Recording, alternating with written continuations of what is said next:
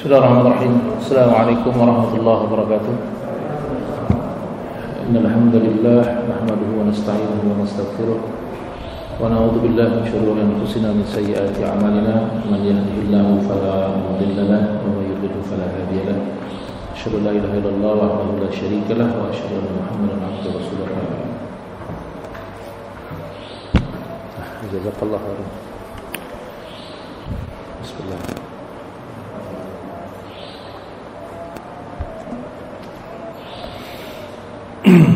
Alhamdulillah. Di sini udah zona hijau ya? Atau masih merah? Hijau ya? Alhamdulillah. Sudah hijau lah. Jakarta udah hijau lah. Capek merah dulu. Nggak beres kalau merah urusannya. Ganti hijau lah. Ya. Mudah-mudahan cepat berakhir. Kita bisa kembali beraktivitas ya. Ini banyak sekali pelajaran yang kita ambil dari kasus pandemi itu kan. Kita lihat memang yang susah itu mengamalkan ilmu. Bersabar di atas ilmu itu yang susah. Bersabar di atas ilmu itu susah. Apalagi manakala kita lihat orang-orang sebelah kita berbeda sama kita gitu. Apalagi kalau kita lihat orang yang kita anggap berilmu tiba-tiba kok tidak pakai kaidah yang kita pahami gitu. Itu berat banget. Ya kan? Segala macam ngomongnya gitu. Ketika nggak ada pandemi, nggak ada apa-apa, kita salaf. Ya, salaf itu artinya apa? Mengikut salafun salih. Ya, mengikut para ulama. Ya. Tapi ketika terjadi pandemi, masing-masing jalan sendiri. Ya, ini ujian buat kita. Dan subhanallah, banyak orang yang tidak lolos, hanya orang yang dirahmati oleh Allah Subhanahu wa taala yang tetap di atas ilmu. Ya. Lucu kan kalau seandainya kita dibilang jangan takut sama virus, takutlah sama Allah. Orang ini nggak belajar tauhid. Kenapa nggak belajar tauhid? Takut itu ada dua, ada takut tabi'i, ada takut ibadah. Ada khauf tabi'i, ada khauful ibadah. Khauf takut sama penyakit itu khauf tabi'i. Itu nikmat dari Allah buat kita supaya kita nggak kena penyakit, supaya kita nggak kena bahaya. Antum bayangkan kalau seandainya Allah cabut rasa takut dari kita.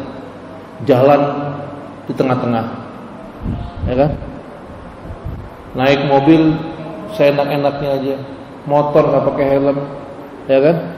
Naik sepeda di tengah-tengah, jalan serampangan, nggak ada rasa takut. Banyak orang mati mungkin, tapi karena Allah memberikan kasih sayang sama kita, Allah tumbuhkan rasa takut. Nah, Allah membandingkan takut ini seperti kita takut kita sama singa penyakit. Kata Nabi Sallallahu Alaihi Wasallam, "Firru minal mahbub, firaraka minal asad."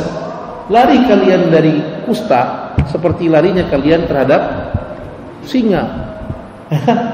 Orang takut sama singa murtad nggak? Orang takut sama singa murtad nggak? Enggak. Khauf tabi'i wajar. Takut sama singa itu wajar. Khauf tabi'i, ya kan? Khauf tabi'i. Tapi kita luar biasa tuh, begitu ada orang takut sama penyakit, macam-macam tudingan yang kita beri. Dasar orang nggak belajar tauhid yang benar. Antum yang nggak ngerti tauhid. Kalau antum samakan takutnya penyakit dengan takut sama Allah, ya kan? Justru orang takut sama penyakit itu dia ngerti bahwa khaufnya khauf tabi'i, ya kan? Yang nggak boleh itu khaufnya khauful ibadah. Antum takut lalu antum nyungsep di depan dia minta pengampunan atau minta perlindungan. Seperti orang-orang yang takut sama gelombang lalu potong hewan buat nyeloroh gitu. Ini khauful ibadah. Pelakunya murtad dari Islam. Pada diam-diam aja tuh, nggak ada yang ribut. Bahkan ketika bilang yang korban untuk nyeloroh itu kafir, kita dibilang takfiri. Ya ajib benar. Ya kan? Padahal kita kafirkan dia itu betul-betul melakukan khauful ibadah. Ya kan? Khauful ibadah. Dia potong hewan untuk nyeloroh kidul supaya apa? Supaya nyeloroh kidul tidak marah sama dia. Supaya dia enggak kena ombak, supaya dia diberikan rezeki yang banyak di lautan. Gitu kan? Ini khauful ibadah. Sedangkan orang yang khauf karena penyakit, saya enggak mau dekat-dekat Anda, Anda ustaz, atau kena Covid, saya enggak mau dekat Anda. Wah, tauhid enggak lurus. Takut sama Covid bukan sama Allah. Innalillahi wa inna ilaihi raji'un. Ini ilmunya di mana? Katanya ahli tauhid. Katanya ahli tauhid, tapi enggak ngerti. Kajiannya kajian tauhid, tapi enggak bisa bedakan mana khauful ibadah, mana khauf tabi'in. Nah ini ikhwan yang radhiyallahu, pelajaran benar, banyak sekali kasus-kasus yang dimana kita diperintahkan untuk istiqamah di atas ilmu. Istiqamah di atas ilmu. Maka Nabi katakan orang yang ketika fitnah itu datang, gelombang fitnah datang, orang yang berjalan lebih baik daripada yang berlari. Orang yang diam lebih baik daripada yang berjalan. Yang duduk lebih baik daripada yang berdiri.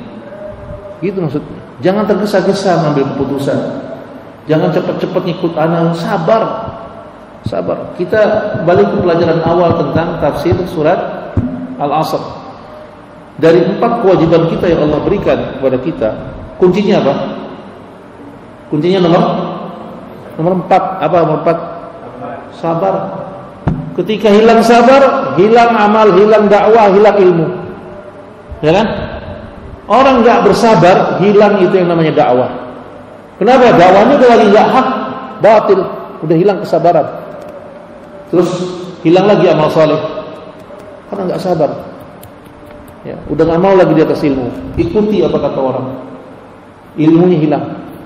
Kuncinya sabar. Ketika lagi sehat, lagi ada masalah, kita harus salaf, ikut taat ulama, ikut aturan. Tapi begitu ada masalah, kita lebih senang ikut medsos, ya kan? Kita lebih senang ikut kabar burung daripada kabarnya ulama. Dan dengan tega mengatakan, lihatlah para ulama di Saudi itu ikutnya mazhab WAO. Sedih saya dengar. Ini yang ngomong kayak ahli ilmu aja gitu. Gak pernah ngomongin fikih, tiba-tiba menuduh para ulama sebagai pengikut WHO. Amsik alaika lisan, jaga lisan kita. Ya, kalau kita nggak tahu lebih baik diam. Ada perdebatan gitu, jangan ladenin, tinggalin aja udah. Ya, saya pengen ikhwah sekalian ini udah berilmu, coba amalkan ilmunya. Yang sedikit ini amalkan. Jangan mudah bawa sana bawa sini. Ya. Menurut dalil ini kafir. Tapi kata Ustaz Ono enggak kafir. Gimana? Ante mau ikut mana? Nanti orang-orang banyak ikut Ustaz Ono. Ya, itu serah, kita ikutin dalil. Ya, kita ikut dalil. Nah ini ikhwan yang alhamdulillah wa yakum. Kita ini sebagai pengingat bahwa kita harus tetap istiqamah di atas dalil. Istiqamah di atas ilmu. Jangan mudah terbawa arus ke sana kemari. Ya. Orang ngomong apa, biarin aja. Kita ikut ilmu. Kita beramal di atas ilmu. Dan itu butuh kesabaran. Beramal di atas ilmu itu butuh kesabaran. Tanpa kesabaran kita tidak bisa beramal dengan ilmu kita. Sama bisa. Ya. Nah, khairan alillah wa yakum. Ada yang ingetin sampai terakhir, sampai masalah keberapa? Udah lama juga kita enggak ikutin ya. Enggak ikut kajian. Kajian kita ini ditutup. Ke-8 ya. Ini berkata qala Syekh Utsaimin rahimahullahu taala, ishtabaha ala ba'd talab al-an. Ya. Para penuntut ilmu kena syubhat saat ini. Yaquluna, mereka berkata, idza ra'aita alladhi la yusalli la takfurhu bi'aini. Kalau kamu melihat ada orang enggak salat, jangan kamu kafirkan individunya. Kata Syekh Utsaimin, kaifa la yakfuru bi'aini? Bagaimana mungkin kita tidak kafirkan pelaku orang yang meninggalkan salat? Idza ra'aita alladhi yasjudu lis-sanam. Kalau kamu melihat ada orang sujud sama berhala, sujud sama kuburan, la takfuru bi'aini. Jangan dikafirkan dulu. Ya, li'annahu rubbama yakunu qalbuhu mutma'innan bil iman. Karena bisa jadi hatinya mutmainnah dalam keimanan, walaupun jidatnya sujud sama kuburan. Ini syubhat yang ada gitu. Syubhat yang ada. Kita kafirkan secara mutlak, tidak ta'yin. Bagaimana dia ta'yin? Ya, kita hukumi ta'yin. Orang yang sujud sama kuburan, sujud sama berhala, ta'yin, kafir dia. Maka Syekh mengatakan ini tasyabbaha, talabatul ilm. Banyak penuntut ilmu yang kena syubhat ini saat ini. Ya. Wa yuqalu hadza ghalatun 'azim. Ini bahaya besar. Kenapa? Syekh Utsaimin mengatakan, nahnu nahkumu bil-zahir. Kami hukumi orang yang zahir, yang nampaknya aja. Kita hukumi yang Zahir. Antum datang ke masjid sholat berarti dia apa? Muslim. Namanya Abdullah dihukumi kita Muslim. Muhammad, Abdurrahman kita hukumi dia Muslim. Jangan korek-korek aibnya, jangan cari-cari kesalahannya, karena ada larangannya jelas. Ya, tidak boleh ngorek-ngorek aib seorang Muslim. Ya, tidak boleh. Kita hukumi dia zahir, walaupun dia pulang ke rumah ketika dia tutup pintu dia kencingin Quran atau diinjek-injek Quran di kamar. Tapi kita nggak tahu. Yang kita lihat yang zahir. Demikian Nabi SAW mensikapi orang-orang munafik di zamannya. Abdullah bin Ubay itu sholat di belakang Nabi di Madinah. Dia tetap dihukumi Muslim. Bahkan ketika dia menimbulkan fitnah buat ibunda Aisyah radhiyallahu anha, ya, ketika anaknya berkata kepada Nabi SAW, ya Rasulullah, biar aku penggal leher bapakku ini. Kalau kau ingin hukum bapakku, kau penggal. Nabi bilang, da'hu, biarkan dia, jangan kau lakukan itu.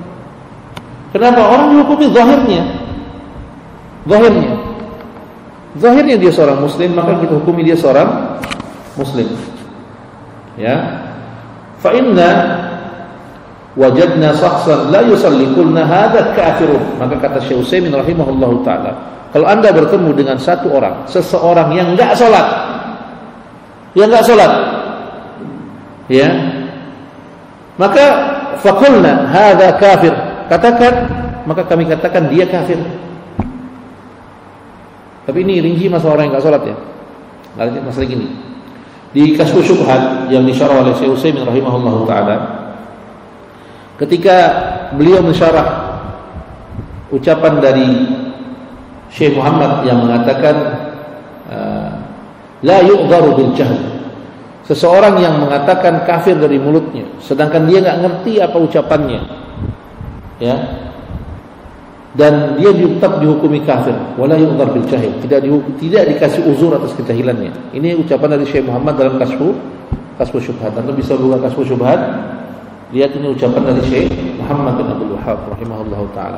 Kemudian Syekh Utsaimin dalam syarahnya, beliau menjelaskan tentang hukum orang yang meninggal salat. Dia katakan, la nukaffir, kita tidak mengkafirkan illa ma ajma'al ulama, kecuali yang sudah diijma'kan ulama tentang kekafiran. Ini kunci juga nih, kalimat bahwa kita hanya mengkafirkan yang para ulama sudah ijma' tentang kekafiran. Orang meninggalkan salat ada beberapa macam kan? Ya enggak?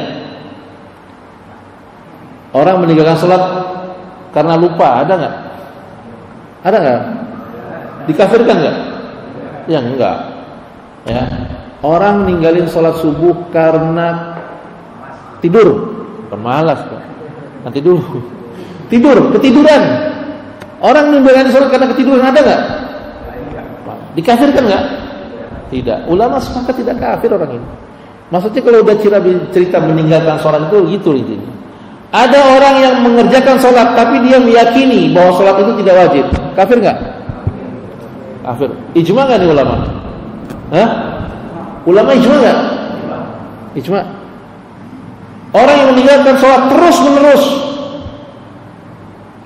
terus menerus kafir enggak? Ini ijma para ulama. Di mana khilafnya para ulama?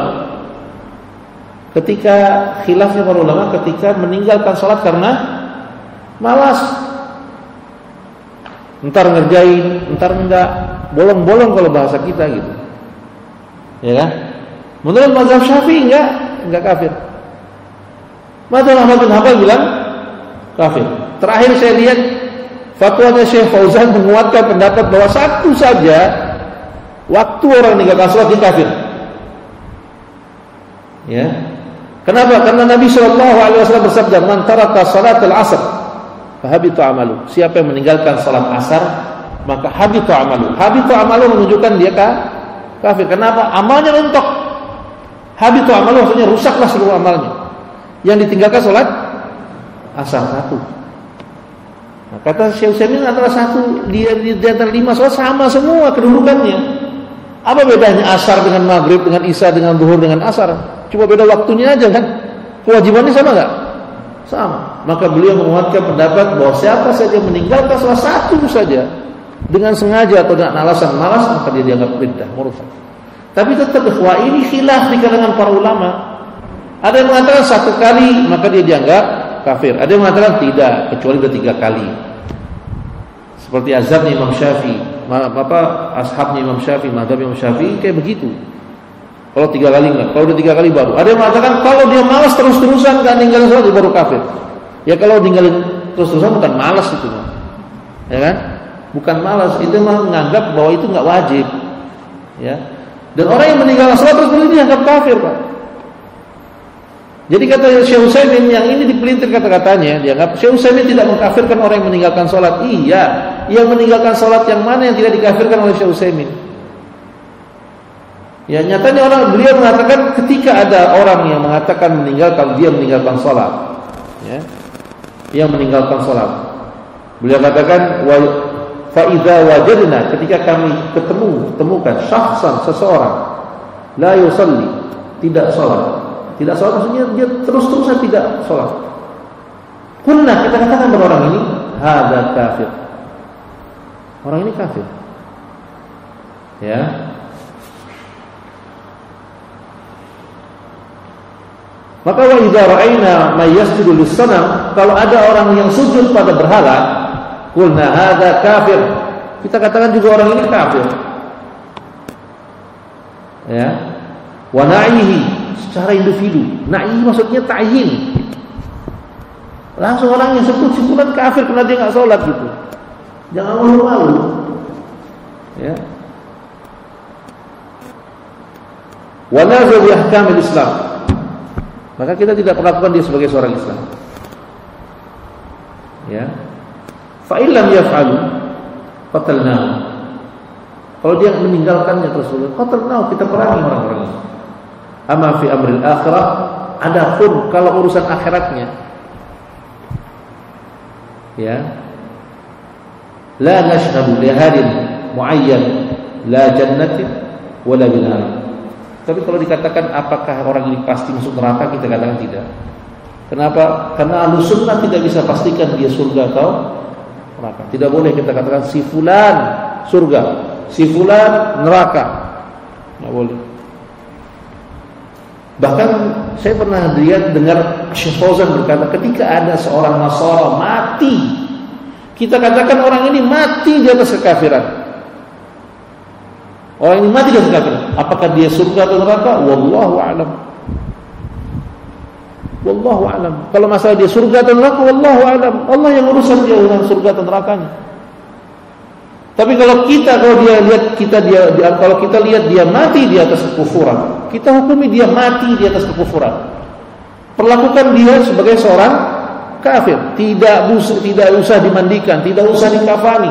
Atau kalau ada ramai orang mau mandikan, ikuti silahkan, tapi jangan sholat untuk, jangan doakan. Tidak boleh beramal untuk dia, berkurban untuk dia, menghajikan dia, enggak boleh. Kenapa? Dia kafir. Oh berarti Anda memastikan dia neraka? Belum, tidak. Neraka itu urusan Allah Subhanahu wa taala. Saya bersikap begini karena saya lihat dia kafir. Ya. Jadi ikhwan ya Allah wa iyyakum, ini permasalahan kita menghakimi seseorang bukan lantas kita langsung memberikan eksekusi, pasti dia mati masuk neraka, langsung kita bunuh, kita ambil hartanya. Bukan itu yang maksud dengan mengkafirkan. Kita hukumi dia, labeli dia kafir. Ya. Dari awal tidak ada perintah kalau ada orang enggak sholat maka bunuh dia, enggak ada perintah untuk itu. Kita hukumi dia kafir. Kafir. Maksudnya apa? Perlakukan dia seperti orang kafir. Kalau berlaku orang kafir gimana? Dakwahi kan? Dakwahi supaya dia kembali pada Islam. Dakwahi supaya dia meninggalkan perbuatan buruknya.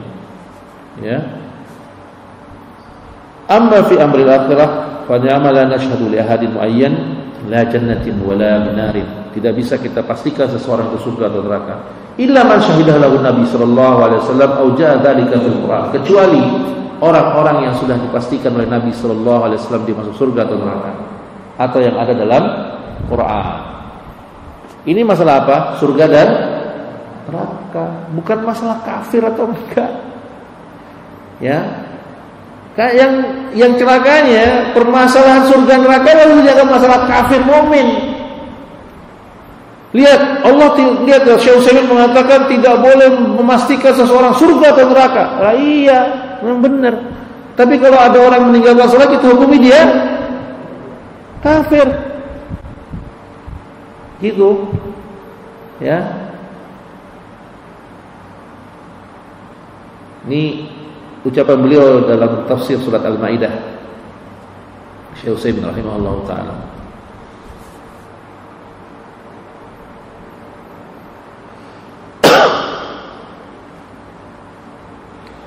Wa qala rahimahullah taala, berkata juga beliau rahimahullah taala Syekh Utsaimin, al-hujjah taqumu 'ala al-insan min hina ayyablu.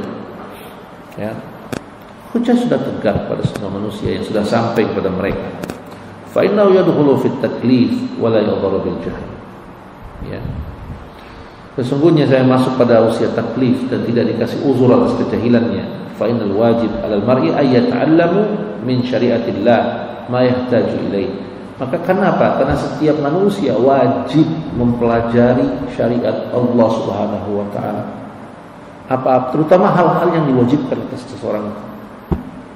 Ya. Jadi ini namanya maklum minad-din mafhum bid-daruri. Ini masalah yang maklum minad-din mafhum bid-daruri, salat, zakat. Abu Bakar As-Siddiq memerangi orang yang meninggalkan zakat itu hanya dia tinggalkan zakat apa dia tinggalkan semua rukun Islam? Yang diperangi oleh Abu Bakar As-Siddiq, kaum yang diperangi oleh Abu Bakar As-Siddiq, dia kaum yang meninggalkan zakat saja atau kaum yang meninggalkan seluruh rukun Islam. Yang ditinggalkan cuma zakat. Apakah mereka kasih sholat? Mereka masih sholat, Pak. Masih sholat. Tapi Abu Bakar diperangi. Ya. Kalau kita tidak mengkafirkan orang kecuali yang sudah dikafirkan oleh Nabi sallallahu alaihi wasallam. Tanya itu sama mereka yang ngomong kayak gitu, itu orang yang diperangi Abu Bakar ada enggak dalam Quran bahwa kaum itu dikafirkan oleh Allah dan Rasulnya? Ada enggak? Enggak ada. Tapi kenapa Abu Bakar memerangi? Karena meninggalkan zakat. Bahkan mereka masih sholat sampai Abu Bakar dengan Umar berbeda pendapat dalam masalah ini. Umar mengatakan, ya Abu Bakar, kamu perangi ahlul kiblah. Orang yang masih sholat kamu perangi. Kata Abu Bakar, demi Allah, seutas tali yang dulu dia beri kepada Nabi, kemudian dia tidak beri saat ini, akan kuperangi. Kalau nggak ada yang mau ikut, aku sendirian yang perangi. Subhanallah, Umar apa gentar gitu, kalau Abu Bakar ngomong kayak gitu. Ya kan? Umar yang demikian gagah perkasanya gitu. Jangan Abu Bakar, masa kau perangi ahlul kiblah, orang yang masih sholat kamu perangi. Kata Abu Bakar, tenang aja. Kalau dia tidak membayar seutas tali yang dulu dia beri kepada Nabi SAW, lalu dia tidak beri kepada saya, ya akan aku perangi. Kalau kamu nggak ikut, saya akan berangkat sendirian. Sampai Umar berkata, subhanallah, aku melihat kebenaran berada di pihak Abu Bakar. Akhirnya Allah memberikan kemenangan bagi Abu Bakar kepada Bani Saqifah yang tidak mau bayar, yang mau bayar zakat. Itu bisa bayangkan, satu hukum Allah, zakat nggak dibayar diperangi. Apalagi kalau orang meninggalkan sholat,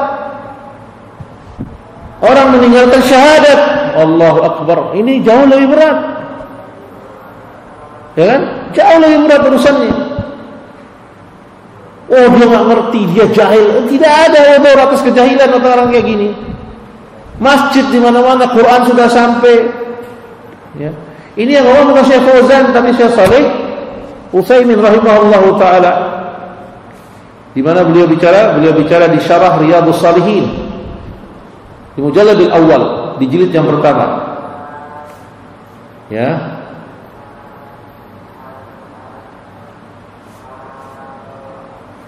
Ya, ini syarah Syekh Utsaimin rahimahullahu taala terhadap hadis a'zarallahu taala ila mar'in akhiri ajalihi hatta balagha 60 sana. Ya, tentang Allah memberi udzur ya kepada seseorang di akhir ajalnya sampai dia berusia 60 tahun.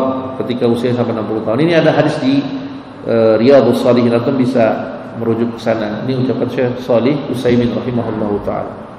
Ya, yang banyak kata-kata yang dipelintir oleh orang-orang yang terkena yang terkena syubhat irja, ya, syubhat irja. Nah, kemudian juga Syekh Suwaid mengatakan wasuila Syekhuna Syekh Shalih Fauzan hafizahullahu taala. Ditanya juga kepada guru kami Syekh Shalih Fauzan hafizahullahu taala, hal mas'alatul uzr bil jahli mas'alatul khilafiyah? Apakah masalah uzur bil jahli ini masalah khilafiyah? Ya kan? Fa ajaba, la. Bukan, ini bukan masalah khilafiyah. Kalau khilafiyah masing-masing punya dalil. Dua-duanya Ahlussunnah, ada ulama Ahlussunnah itu baru namanya khilafiyah. Lucu kan sekarang khilafiyah, tapi di sisi lain dia menuduh orang yang mengkafirkan penyembah kubur itu sebagai takfiri. Khilafiyahnya di mana? Ya. Salat masalah khilafiyah inda takhirina haula. Ya. Yang menjadi khilafiyah itu ya mereka sendiri yang hilaf. Ya. Kenapa? Karena Syekh berkata al-jahlu ala qismain. Bodoh itu ada dua macam.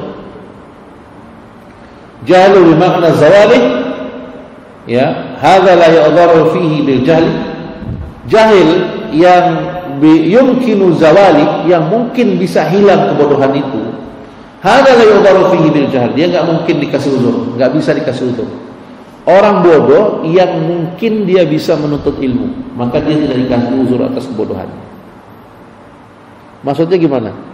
Dia tinggal dekat masjid, di masjidnya ada kajian tauhid, terus dia nggak ngerti makna la ilaha illallah, dia nggak dikasih uzur, Pak. Besok dia nyembah kuburan atau minta kepada penghuni kubur, atau dia minta kepada tukang ramal, dukun, murtad. Ya, kenapa? Karena yumkinu zawal jahli. Dia bisa menghilangkan kejahilannya dengan apa? Buka internet, baca. Kapan aja bisa, itu di mana aja ada, modal pulsa doang kan? Modal pulsa, kuota, bisa baca di mana aja. Yang bahasa Indonesia ada. Terus sekarang ada orang yang nyembah-nyembah kubur, kita katakan, wow, bisa jadi dia nggak ngerti, nggak tahu. Ini namanya jahil yumkinu zawalih. Dia bodoh tapi bisa dia ngilangin kebodohannya kalau dia mau belajar. Ya kan? Orang ini katanya la yudharu fihi bil jahl, enggak dikasih uzur atas kejahilannya. Yani yasalu ahli ilmu yatlubul ilmu yata'allamu bi ayaqra. Ya yata'allamu yaqra. Dia mungkin bisa berdatangi ulama, mendatangi ustaz, bertanya. Ya, kemudian saat itu menjelaskan hadza yakunu zawali. Yang ini dikatakan mungkin dia bisa menghilangkan kejahilannya. Wala yudharu idza baqiya alaihi. Dia tidak dikasih uzur kalau dia tetap jahil atau bodoh. Tinggal di sekitar masjid tapi nggak tahu cara bersuci, nggak dikasih uzur atas kejahilannya, Pak. Ya, tiap hari nonton orang sholat tapi nggak bisa, nggak tahu sholat yang benar gimana, antum nggak dikasih uzur atas kejahilan antum. Dosa besar. Kenapa? Sholat itu wajib. Syekh Shalih Fauzan hafizahullah taala dikatakan semua saat ini sudah mudah tersebar ini agama ke barat dan ke timur. Siapa saja yang sudah melihat Ka'bah, ada orang tawaf di dalamnya kemudian dia masih kafir, enggak dikasih uzur. Kenapa? Kalau bisa lihat berarti kan dia bisa cari tahu kan? Ya. Amma jahlu la yumkinu zawal. Adapun orang-orang yang kebodohan yang tidak mungkin untuk dihilangkan kebodohannya, sulit sekali menghilangkan kebodohannya, bukan karena dia bebal, bukan. Ya, ma'indahu wadun la yastami'u syai'an wa la yadri. Dia enggak mendengar apa-apa, ya, dan enggak tahu apa-apa. Asya munqata'an wa lam yasma' bi syai'. Hidupnya terpencil, terputus dari peradaban manusia, jauh dari kaum muslimin. Munqata'an, ya. Hada ma yumkinu zawal, ini orang ini enggak mungkin menghilangkan kejahilannya. Ya, hada ya'udhu bihi. Dia dikasih uzur atas kejahilannya.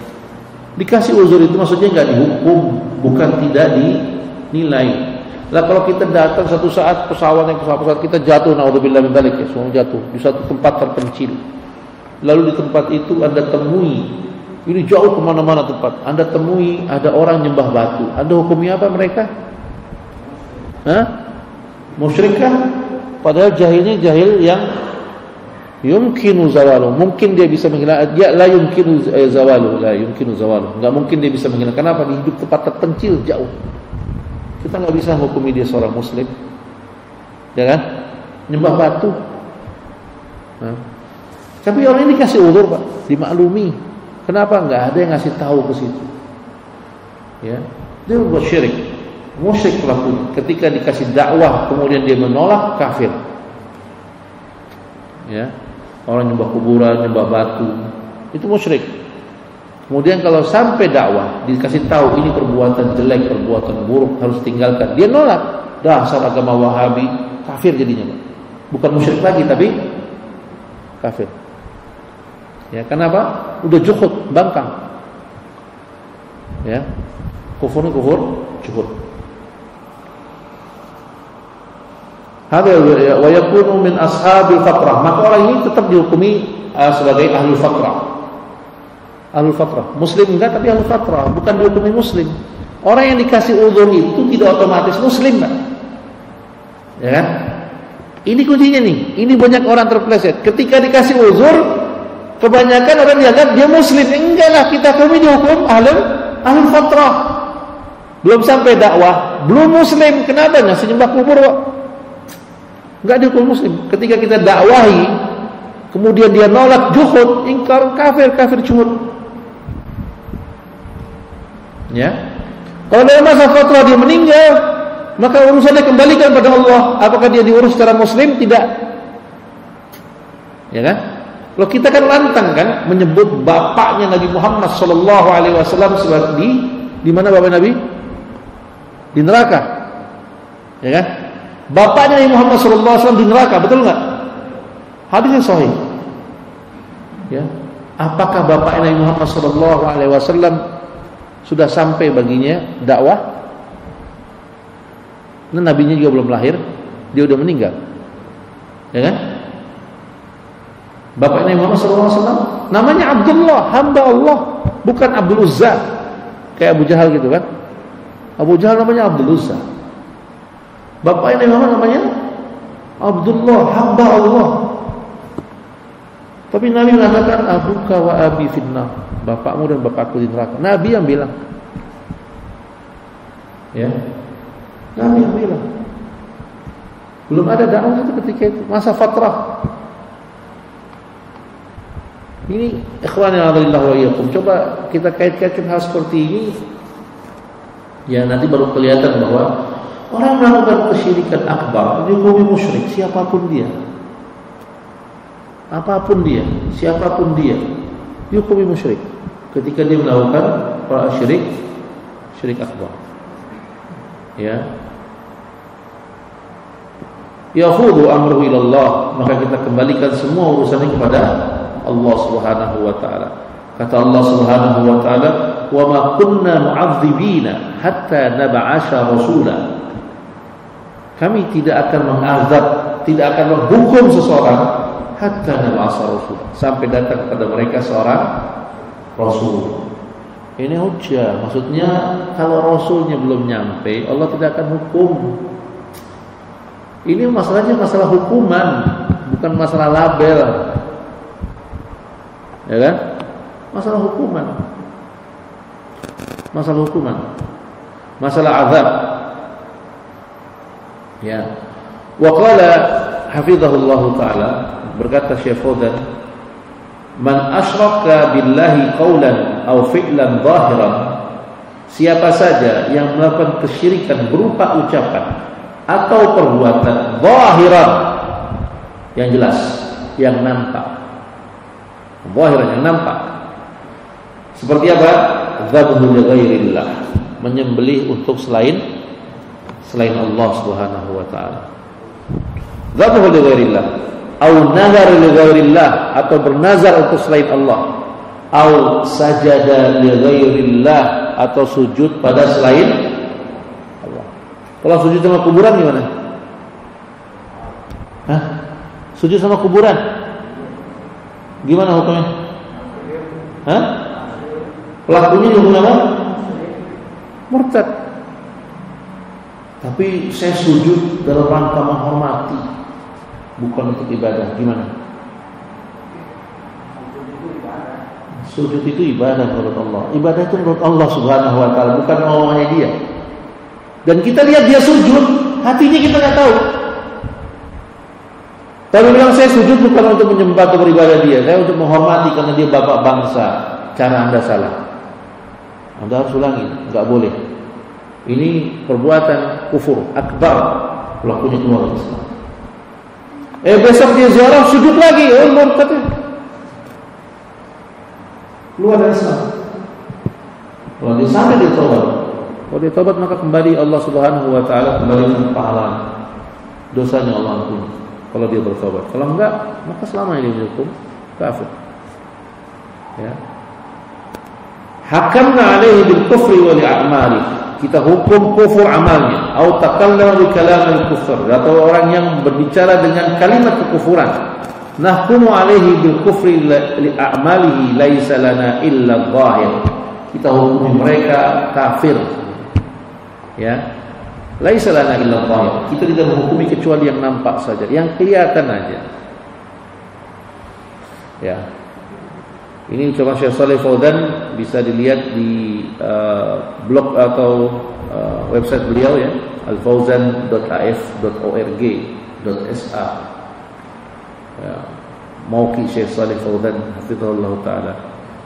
Ya. Wa alayhi yatabayyanu al-haqq fi hadha al-mas'alah bima la yada'u iskalan 'inda talibul haqq. Ini nampak jelas bagi kebenaran ya. Di hadhil masalah, dalam masalah ini bima la yadau iskalan 'inda talibul haq, yang tidak ada lagi kesaksian bagi penuntut kebenaran. Ya. Wa huna masail, ada beberapa masalah dalam hal ini. Beliau berkata al-mas'alatul ula. Masalah yang pertama adalah yuqarribu ba'da man dakhalat alaihi syubhatul irja'. Seperti yang ditetapkan oleh sebagian yang masuk padanya syubhat irja'. Anna lafdan la yasihhu takfirul muayyan hatta tantabiqu alaihi syuruti wa tantafi'ul mawani'. Ya, seperti ucapan mereka orang yang terkena syubhat irja' yang mengatakan kita tidak mengkafirkan sampai jelas, sampai tegak semua syarat-syarat dan hilang semua penghalang-penghalangnya. Yahmilu ala al-itlaq ala kulli mukaffir, yang memutlakkan, ya, memutlakkan segala bentuk kekufuran, ya, maka dikatakan hadza ghairu sahih. Ini jelas tidak benar, ini jelas salah, ya. Sebagaimana kita katakan orang yang memberi uzur secara mutlak tanpa kecuali, ini mazhabnya irja'. Orang yang tidak memberi uzur sama sekali, ini khawarij, takfiri. Ahlussunnah berada di tengah-tengahnya. Memberi uzur bagi siapa? Bagi yang tidak mungkin menghilangkan kejahilan pada dirinya. Ya. Tidak memberi uzur kepada orang-orang yang mungkin dia mampu untuk menghilangkan kejahilannya. Ya. Wa hadza ghairu sahih, kata Syekh Salih, kata Syekh Suwai, ini enggak benar kalau begitu. Lianna minal kufriyat ma yahkumu bi kufri fa'ilihi bi mujarradil fi'li mimma huwa ma'dudun minal masail adh-dhahirah. Ya. Karena semua kekafiran yang dihukumi tentang kekufuran pelakunya, ya, yang nampak dari masalah-masalah zahir yang dia lakukan, mimma alima minad din bil darurah, yang dalam urusan maklum minad din bil darurah, wa mimma la yasul jahl bi, yang tidak ada keluasan untuk berbuat bodoh dalam hal ini, wa minha ma yatawaqqaf ala ma'rifati khuluhi minal mawani kal jahli bin nisyan wal ikrah wal ta'wil wal khata'. Ya, ini semuanya termasuk, ya, wa minha ma yatawaqqaf ala ma'rifatin, tidak berhenti untuk mengetahui khuluhi minal mawani, penghalang-penghalang sepertinya bodoh, lupa, dipaksa, ta'wil keliru, wa antabaqa surut at-takfir alaihi bi ittifaqati dzalika anhu wa dzalika mimma yahtaju ila bayani wa idahi wa kashfu mimma huwa ma'dudun minal masail al-khafiyah kama qad. Jadi masalah yang seseorang itu harus dihilangkan subhatnya, dihilangkan mawani'nya, penghalang-penghalangnya, itu adalah masalah-masalah yang khafiyah, bukan masalah zahirah. Masalah-masalah khafiyah seperti apa? Seperti hukum musik. Apa hukum musik? Apa hukum musik? Haram. Kalau dia bilang musik hukum halal, kafir enggak? Ini istihlal loh. Menghalalkan yang Allah haramkan. Betul enggak? Musik itu halal atau haram? Awak tuh enggak ngerti, enggak tahu. Hukum musik apa? Haram. Kalau ada yang bilang musik itu halal, gimana? Apakah kafir dia? Ini istihlal, menghalalkan yang Allah haramkan. Betul enggak? Ini baru dimasuk di dalamnya tattabiqu alaihi syurut wa tantafiul mawani'. Penuhi syarat-syaratnya dulu. Hilangkan penghalang-penghalangnya, syubhat-syubhatnya patahkan dulu. Tidak serta-merta orang yang mengatakan musik itu halal, wah berarti dia kafir. Tidak. Kenapa? Ini masalah khafiyah. Tidak semua orang tahu masalah ini tentang hukum musik. Ya, tidak semua orang tahu bahwa musik itu haram. Banyak syubhat yang beredar, ini musik dakwah. Ya, kita dakwah lewat musik. Ini kan namanya syubhat kan? Dan kita tidak kafirkan orang yang mengatakan dia kafir nih. Kenapa? Menghalalkan yang Allah haramkan. Istihlal istilahnya kan. Istihlal itu kan pembatal kan. Tapi ini masalah yang khafiyah, yang gak semua orang tahu. Ya. Nah sekarang kalau masalah siapakah Tuhannya orang Islam, ada gak yang gak tahu? Hah? Ada gak yang gak tahu Tuhannya orang Islam? Terus ketika ada orang mencela Allah Subhanahu wa taala, ya, beristihza, mengolok-olok Allah Azza wa Jalla, lalu kita katakan nanti dulu sampai terpenuhi semua syarat intifaul mawani, sampai hilang semua penghalang-penghalangan. Enggak ada, ini masalah zahirah, masalah yang mafhum minad din, ma'lum bid-daruri. Masa ada orang yang enggak tahu kalau Tuhannya orang Islam itu Allah? Ada yang enggak tahu bahwa Nabi umat Islam itu Muhammad bin Abdullah sallallahu alaihi wasallam? Ada enggak yang enggak tahu? Enggak.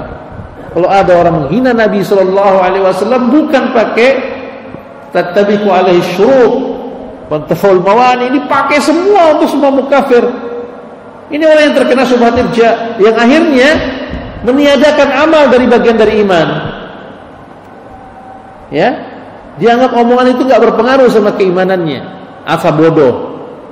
Gitu kan? Ucapan enggak berpengaruh sama keimanannya asal dia enggak ngerti apa yang diucapkan. Berarti menghilangkan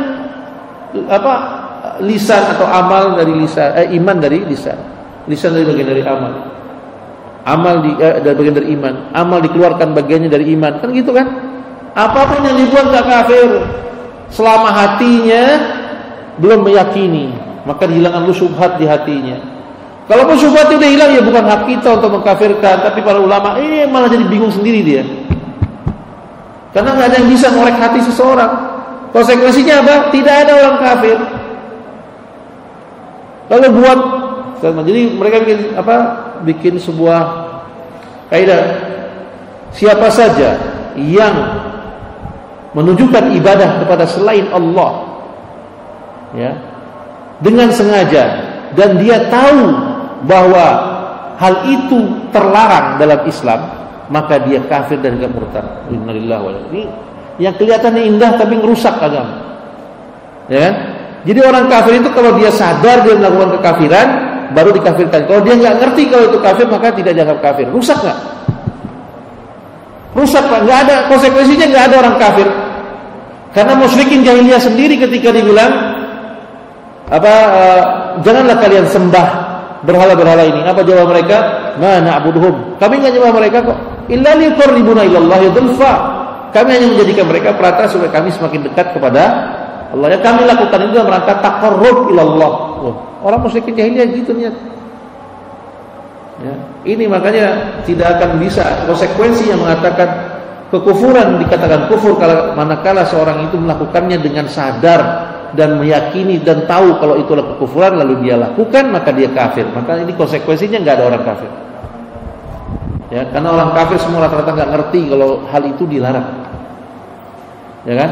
Apakah antum tahu bahwa orang yang menyembah Yesus itu tahu bahwa menyembah Yesus itu haram dan bisa masuk neraka? Tahu nggak mereka itu? Mereka nggak tahu. Kalau begitu mereka nggak dianggap kafir. La haula wala quwata illa billah.